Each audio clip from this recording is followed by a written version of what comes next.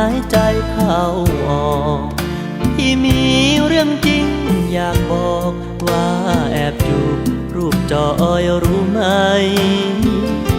มาอยู่ไกลตาก็สัญญาสองเราแนบใจไม่นานพี่จะกลับไปให้จอยเก็บแต่รอวันนั้นอยู่กรุงวุ่นวายแต่ในใจพี่ยัง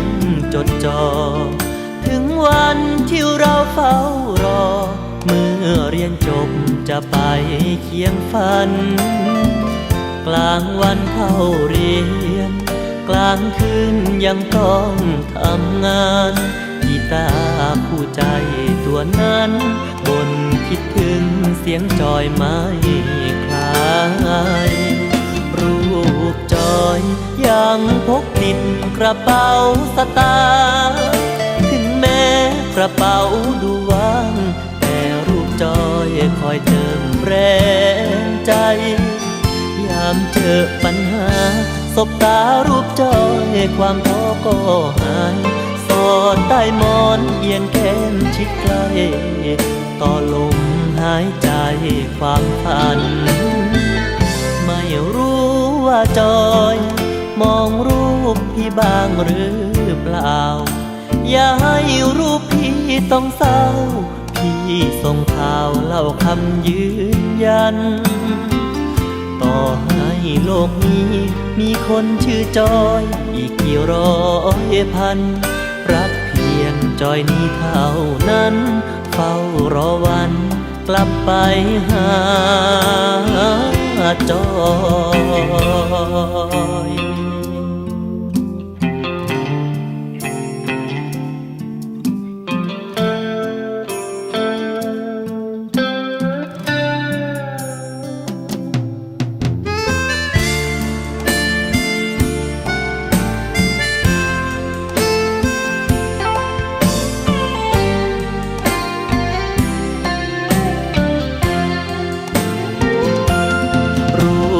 จอยยังพกติดกระเป๋าสตางค์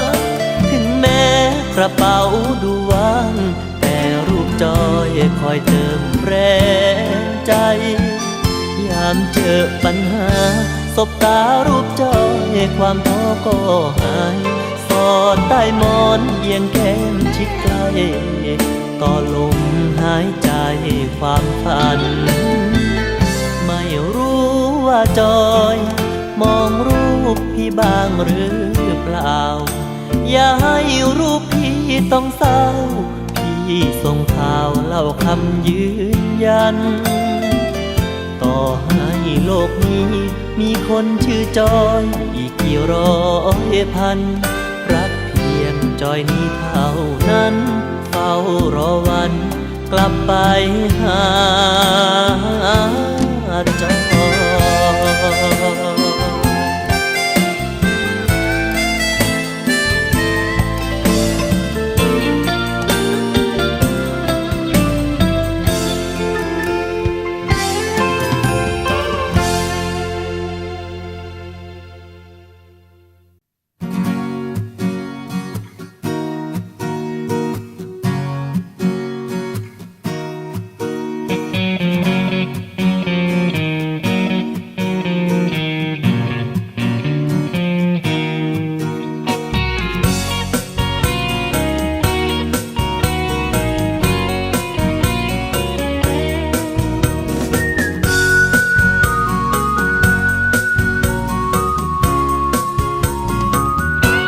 บ่ฮู้มีไผ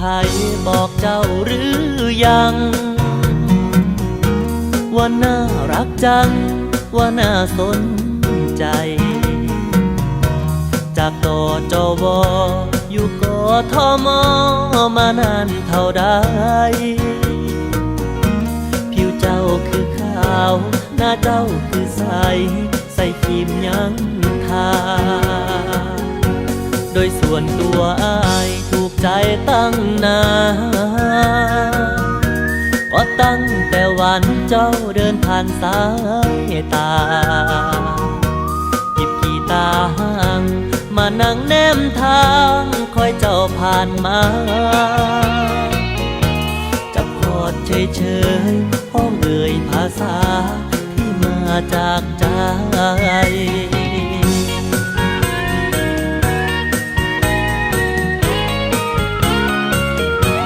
เจ้างามหลายหลายเจ้าสวยโดนใจเจ้าไทยทุกอย่างชีวิตห่างๆได้แรงพลังถึงมองไกลไกล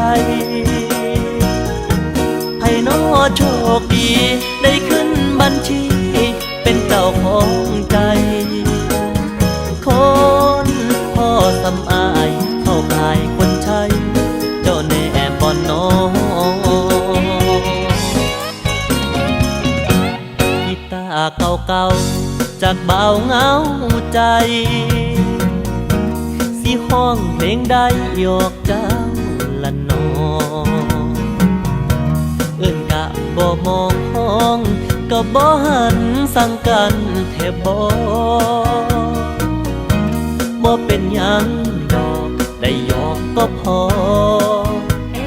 คนเกือบรออย่างเรา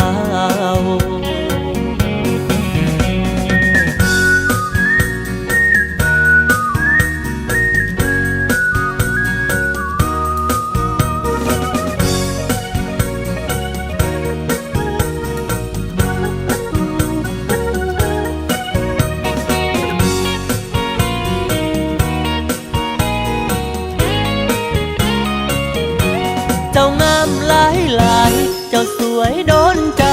เจ้าใช่ทุกอย่างชีวิตห่างๆแต่แรงพลังถึงมองไกลไกลไพ่นอโชคดีได้ขึ้นบัญชีเป็นเจ้าของใจคนพ่อสำอายเข้าขายคนใช้เจ้าแน่บ่น้องกีตาร์เก่าๆจากเบาเงาใจสิห้องเพลงใดหยอกเจ้าละน้องเอิ้นกะบ่มองห้องก็บ่หันสั่งกันแทบบ่เป็นหยังดอกได้หยอกก็พอคนเกือบรออย่างเรา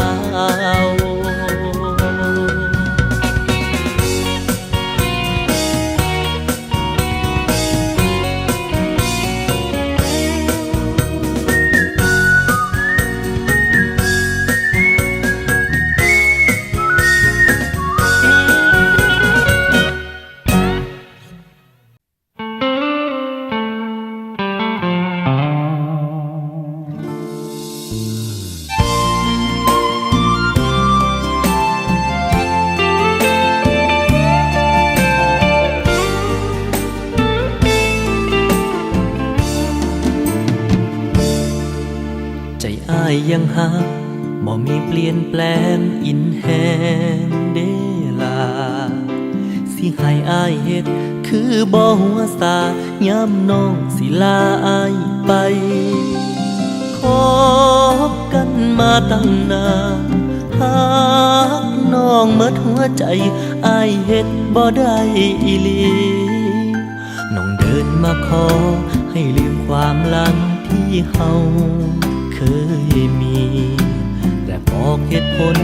ว่าเจอคนดีเวิร์กกว่าที่เฮาคบกันขอให้อายหยุดฝันขอให้เฮาจบกันมันบ่แม่นคนง่ายอายยังลืมน้องบ่ได้อายขอเวลาทำใจหูอยู่ว่าหักนั้นคือการให้อายสิพยายามลืมน้องให้ได้แต่มื้อนี้หัวใจยังไม่มีวี่แววจะลืมใจอายยังหักบ่ บ่มีเปลี่ยนแปลงอินแหงลืมยากช่วยต่อเวลาให้อายตั้งหลักจักหน่อยในเด้อคนงามพออายบอกขาดใจพออายทันบอกใจให้ลืมน้องได้จักหน่อย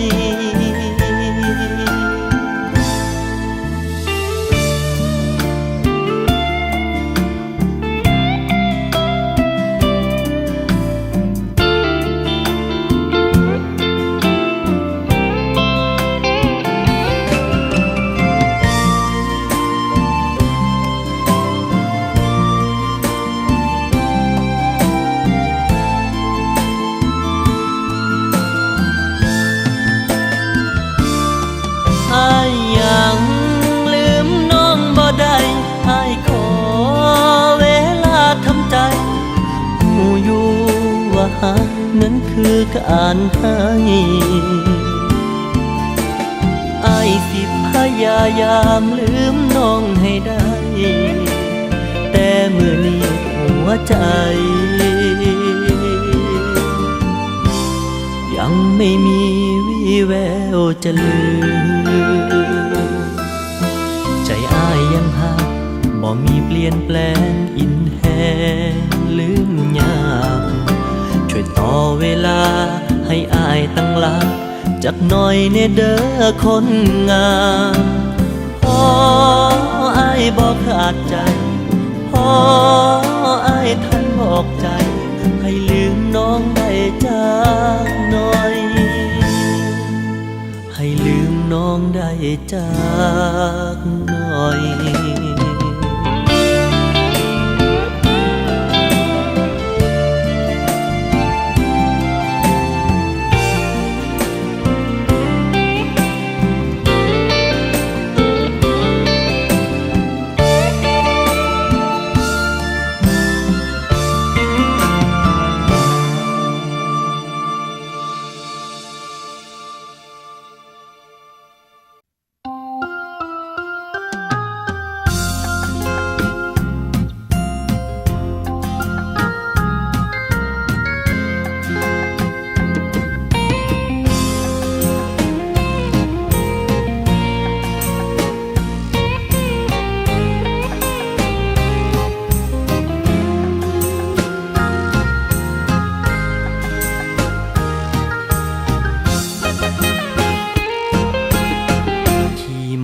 เตอร์ไซค์ในคืนเดือนเพ็ญ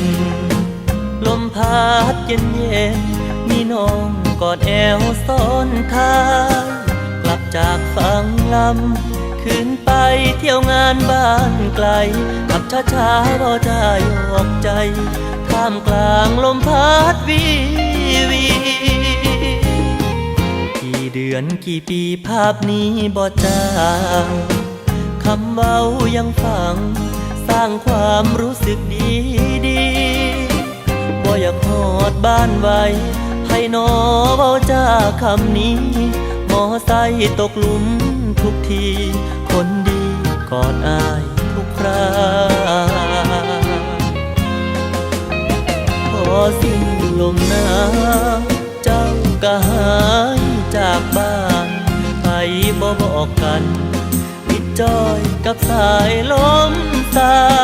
เจ้าอยู่เมืองไกลเอาบุญกับไอ้โนลาลืมคืนฟังลำบ้านนาลืมอ่านมอไซค์คันเก่าขี่มอเตอร์ไซค์ใต้แสงเดือนเพ็ญตกหลุมรถเด่นแห้งคือโหดหน้าแห้งเหงาหนาวลงคราวใด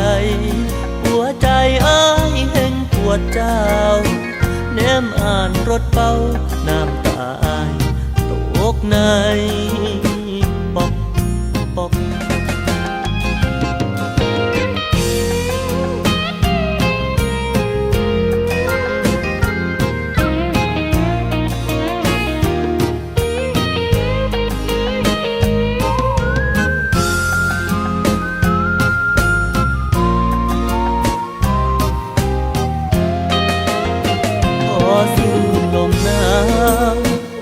ก ก็หายจากบ้านไปบ่บอกกันติดจอยกับสายลมตาเจ้าอยู่เมืองไกลเอาบุญกับไอ้โนลาลืมคืนฟังลำบ้านนาลืมอ่านมอไซค์คันเก่าขี่มอเตอร์ไซค์ใต้แสงเดือนเพ็ญตกหลุมรถเด่นแห้งคือทอดหน้าแห้งเหงาหนาวลมคราวใดหัวใจอ้ายแห้งปวดเจ้าแนมอ่านรถเป้าน้ำตาอ้ายตกในปองปอง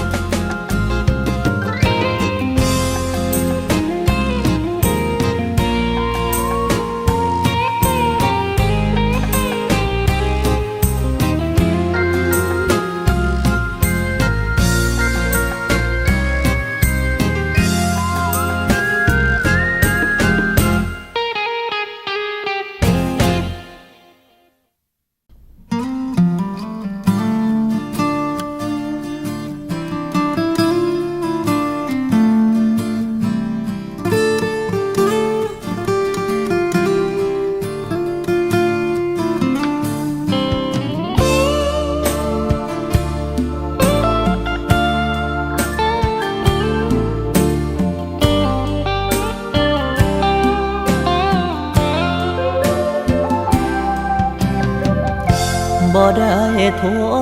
แล้วนอนบ่หลับขอโทษนะครับยอมรับรบกวนบ่อยไปตั้งแต่แลกเบอร์กันเมื่อวันพระป่าปี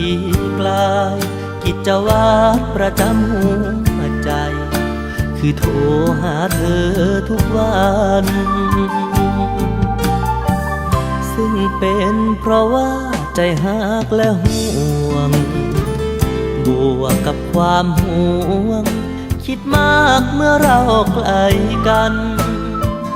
บ่ได้นั่งสบตาเพราะติดภาระเรื่องงานได้ยินเสียงคือได้รางวัลทำงานทั้งวันบ่ลาขอรายงานตัวกับหัวใจแก้มแดงด้วยเสียงที่คือโทษแทงคุยกันวันละเวลาส่งหาฝากไปขอแรงใจกลับมาบรรเทาอาการห่วงหาระหว่างบ่เห็นหน้ากันบ่ได้โทรอ้อนแล้วนอนบ่หลับอย่าโกรธนะครับวันนี้ถ้าพี่คุยนานทำงานเหนื่อยกายหัวใจอยากได้รางวัลก่อนหลับอยากฟังเสียงหวานเพื่อฝันว่าได้หอมแก้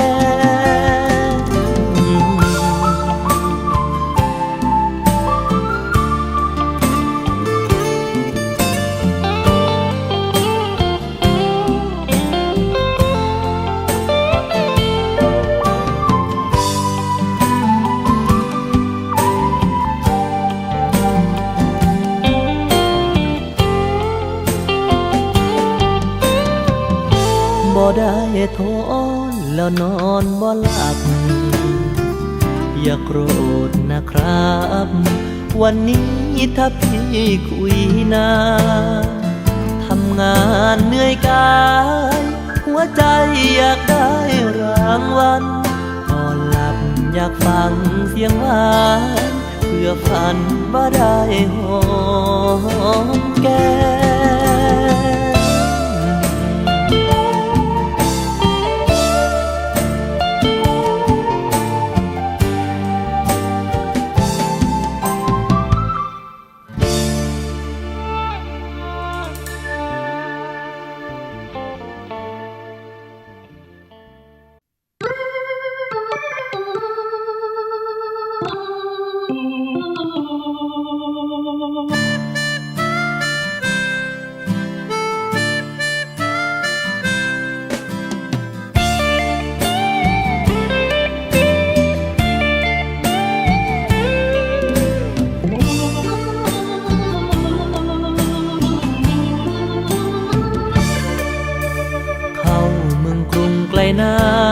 ตามล่า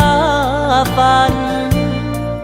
อยากเรียนสูงสูงเฮ็ดงานเงินเดือนแพงชีวิตของลูกชาวนาสวรรค์ให้พรแสวงโอกาสมีแต่ต้องแข่งกับโชคชะตาสู้อดทนประจำดังคำพ่อสอนรักเรียนขยันเหมือนพรที่แม่ให้มาเลิกเรียนทำงานพิเศษแบ่งเบาค่าการศึกษาถึงเหนื่อยจนกายอ่อนล้าแต่ใจกล้าแกร่งบ่มีเวลาเดินห้างดูหนังเหมือนดังเพื่อนเขาภาพพ่อกับแม่สองเท่าพูดเตือนอย่าเฝ้าล้มเงาสีแสนหลังเพิ่นสู่ฟ้าหน้าเพิ่นสู่ดินจนแทบสิ้นแรงกว่าจะมีใบแดงสะสมเป็นเท่าส่งเฮาเรียนต่ออยู่เมืองกรุงไกลนาเพื่อตามล่าฝันเร่งวันจบการศึกษาหางานที่รอขอวอนสวรรค์อย่าแกล้งให้แสวงนั่นเกินเลยน้องสองเท่านายังรอวันฝันเป็นจริง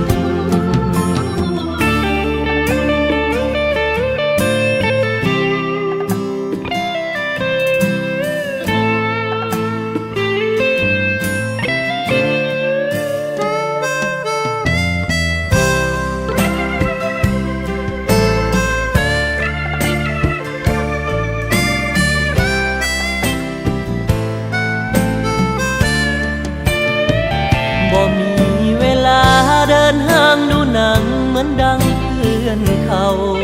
หากพ่อกับแม่สองเท่า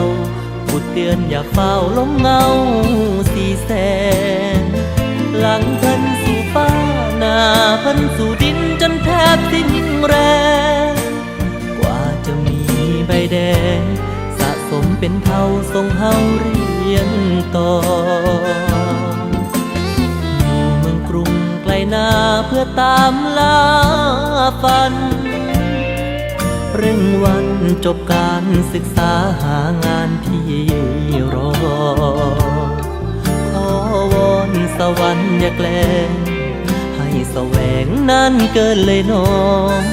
สองเท่าอยู่นายังรอวันฝันเป็นจริง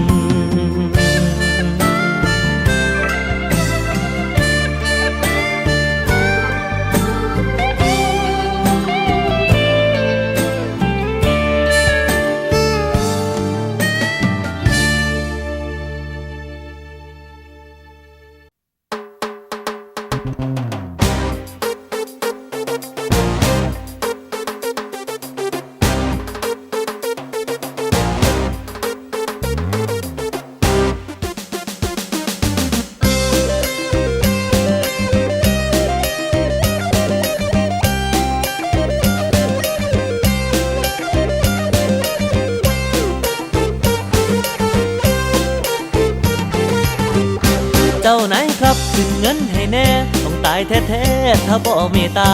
ทุกมื้อนี้ละของขึ้นราคารายได้น้อยก็เลยเกิดปัญหาโปรดเมตตาขึ้นเงินค่าแรงตั้งแต่กี้แล้วก็พอสู้ไหวตอนนี้ทุกลายย้อนน้ำมันแพงอิหยังก็ขึ้นละโอ้ยกุ้มใจแหงยาสีฟันมีดโกนหนวดกับแรงใบแดงๆแอบซื้อบ่พอขอร้องในเห็นใจแน่อีพ่ออีแม่อยู่บ้านแล้วก็ตั้งตารอถ้าใส่เงินนำลูกชายด้วยใจจดจ่อส่วนตัวผมเองใช้เองแล้วก็ยังบ่พอเมตตาทัดน้อหลายคนรอความหวังจากนั้นเจ้าไหนครับ ยอมแพ้ถึงเหนื่อยแค่ไหนจะทำงานหนักเพิ่มขึ้นเพื่อนายขึ้นเลยครับบ่ต้องคิดเกรงใจขอบคุณหลายๆเจ้านายใจดี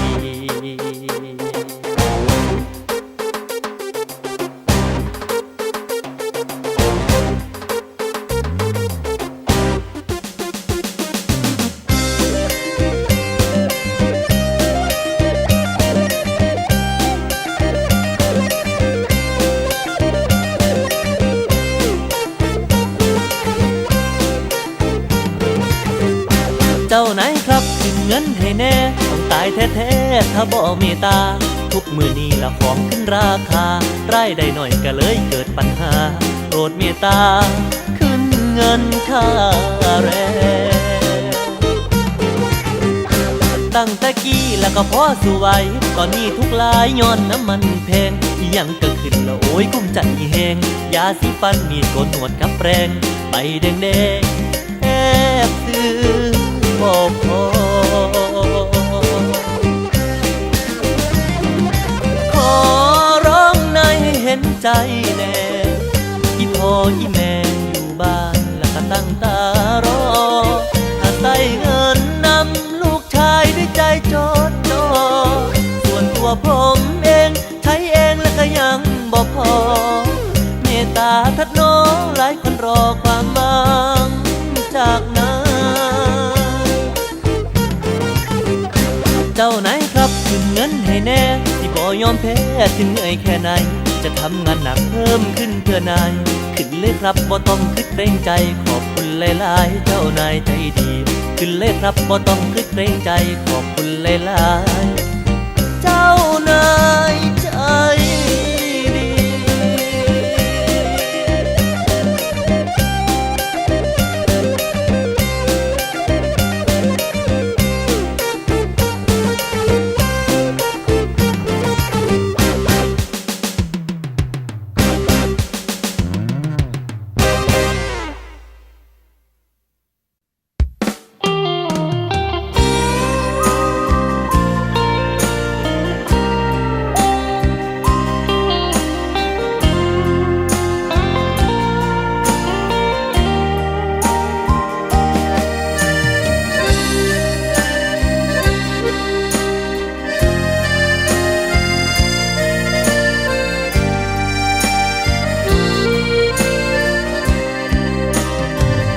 น้ำตาหยดนี้พี่เป็นคนทำให้ไหลพี่ขอซักให้ด้วยใจที่อยากขอโทษพี่เจ็บเสมอยามที่เธอปัญหาเคืองโครความผิดทั้งหมดยกโทษให้พี่ได้ไหมว่าจะมีเธอร่วมทางมาถึงวันนี้หลายคราวพี่มีถ้อยคำมาทำร้ายใจแต่เธอก็ทนอยู่กับคนอย่างพี่จนได้เห็นเธอร้องไห้รู้สึกละอายขึ้นมาโอแอนโอแฟนเคยสะกดด้วยความเข้าใจวันนี้ทำไมต้องสะกดด้วยหยดน้ำตาเรื่องราวที่ผ่านคิดไปก็อายชาวบ้านขึ้นมาเขาคงจะสงสัยว่าเราอยู่กันมาป่านนี้ได้ยังไง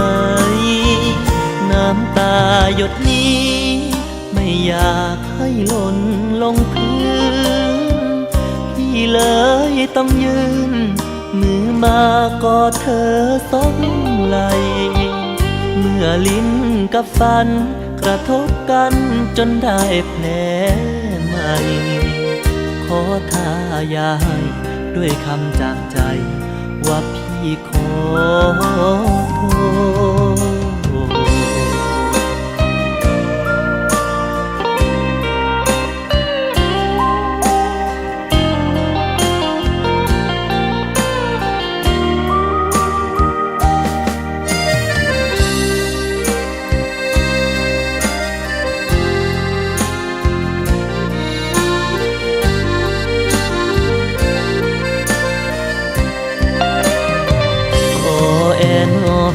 นเคยสะกดด้วยความเข้า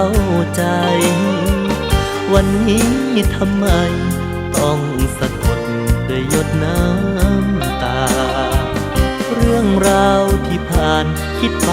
ก็อายชาวบ้านขึ้นมา เขาคงจะสงสัยว่า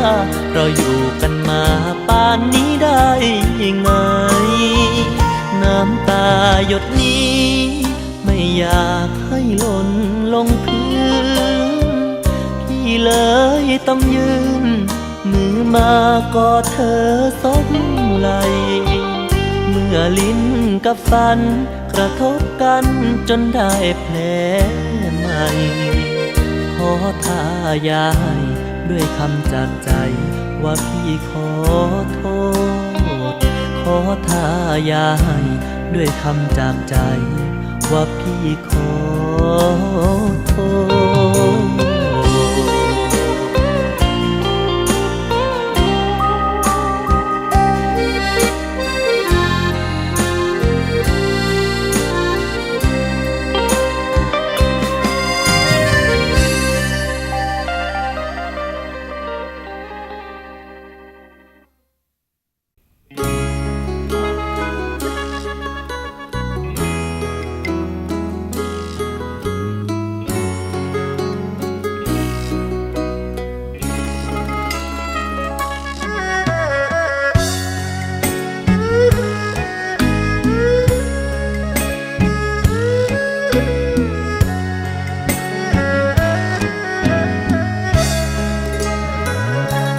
เบิ่งตะเวนลับลงตรงเส้นขอบฟ้า ยืนงอยฟังของสวนยาคือเห็นหน้าแฟนอายคนนั้น ลมแรงแห่งพาพัดพรากเจ้าจากถิ่นฐานที่ตัวสู่รั้วโรงงานบอกให้รอให้หวังคอยคำพักสัญญาด้วยปากกาใจปลายทางความฝันยาวไกลสองใจสิบ่จืดจางห่วงเจ้าเดลาจึงมันโทรหาเป็นหมู่เที่ยวทางส่งใจไปเดินเคียงทางเติมแรงบนทางดินรนฟ้าห้องโยนห่วงคนผู้อยู่เมืองไกลย่านกระดาษหัวใจวันไหวเมื่อใกล้กันโดย่านป่าซีเมนต์ขังเจ้าไว้เดหน้ามนอายโทรถามก็ร้องคำสัญญาหล่นอย่าให้ฝันที่เขียนไว้เฮาสองคนเหลืออายคนโตนคอยนางอยู่ฝั่งโขงเหลืออายคนโตนคอยนางที่ฝั่งโขงอย่าลืมนะสัญญาที่ให้กับใจสิคืนฟังโคงเร็วไววันใดที่อายเอ่ยขอ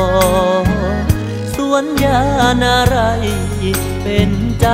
ข้าดองคงพอหลายฝันและวันที่รอสองเฮาเคียงเข้าหาควัน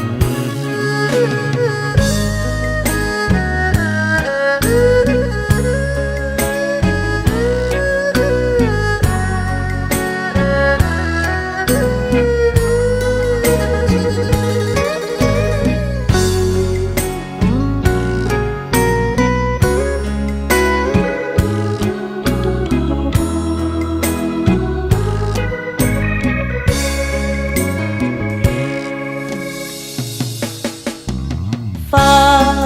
ห้องโยนห่วงคนผู้อยู่เมืองไกลย่านกระดาษหัวใจวันไหวเมื่อใกล้กันโดย่านป่าซีเมนต์ขังเจ้าไว้เดหน้ามนอายโทรถามก็ร้องคำสัญญาหล่น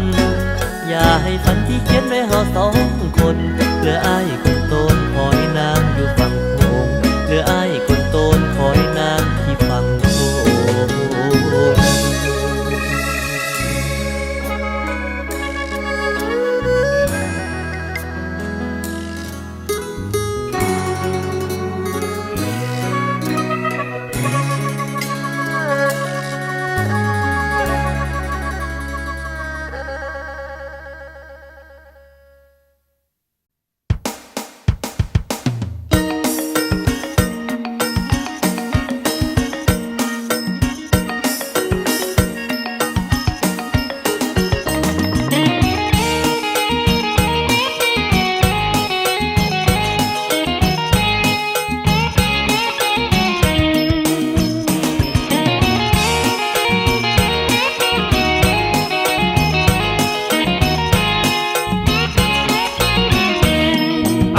มาดีพี่น้องให้คุณพระและคุ้มครองของภัยบ่ว่าสิไปที่ใดเดินทางไกลๆไปดีมา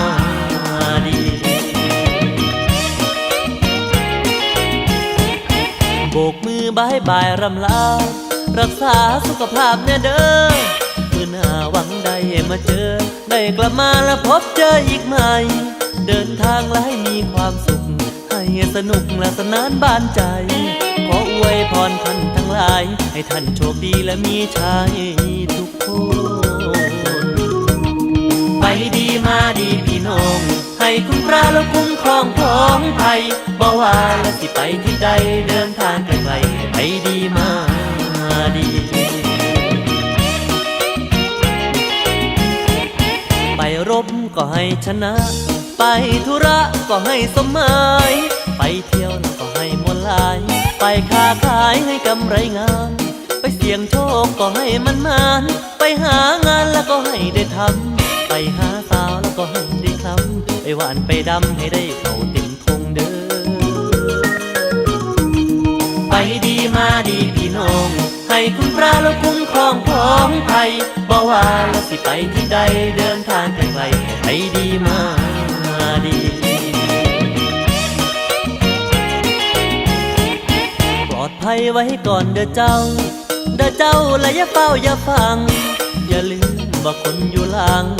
นั้นยังเฝ้าคอยห่วงใย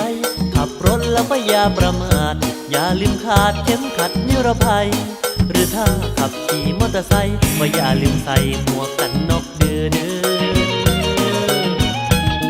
ไปดีมาดีพี่น้องให้คุณพระและคุ้มครองของภัยบ่ว่าและสิไปที่ใดเดินทางไกลๆไปดีมา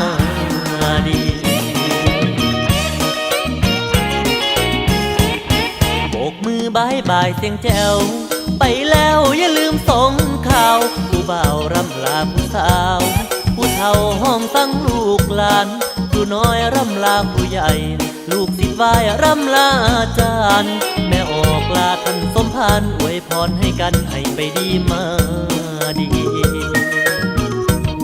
ไปดีมาดีพี่น้องให้คุณพระและคุ้มครองของภัยบ่ว่าและสิไปที่ใดเดินทางไกลๆให้ไปดีมาดีไปดีมาดีพี่น้องให้คุณพระและคุ้มครองของภัยบ่ว่าและสิไปที่ใดเดินทางไกลๆให้ไปดีมาดี